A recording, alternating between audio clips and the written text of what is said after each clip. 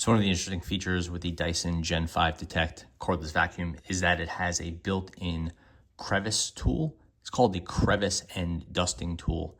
And basically, instead of having the long, skinny attachment that you used to have on pretty much every Dyson, you have an augmented piece right here that has that crevice tool built in. The crevice tool is probably one of the most useful of the accessories. So Dyson just went ahead and built it into the Gen 5 Detect.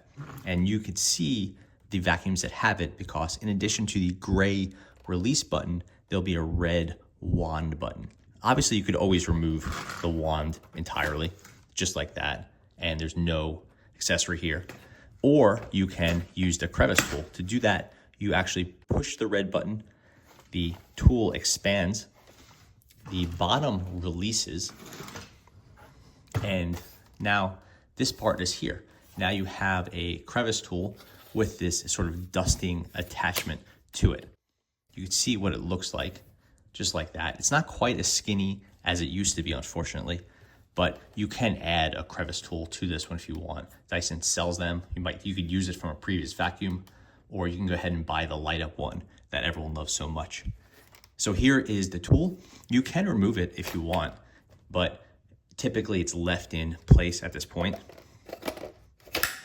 You can change it by pushing these in. Now you have a skinnier crevice tool without the dusting attachment. You just use these little red buttons to attach it.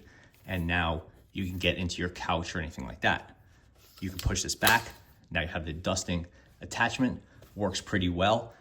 I prefer the traditional crevice tool, but the round one works fine. In some circumstances, the round one actually works better because you have a little bit more area for pickup. The skinny one was good because it was able to go into couches and stuff better. This one is helpful because you could do more pickup. It's better like in the car. To put everything back together, it's pretty simple. Just slide this in here. You want to do this with the dust head extended. You want to get past those two little red balls right there and slide it in. When this is new, that could be a little tricky because these are not really broken in yet, but over time it gets easier.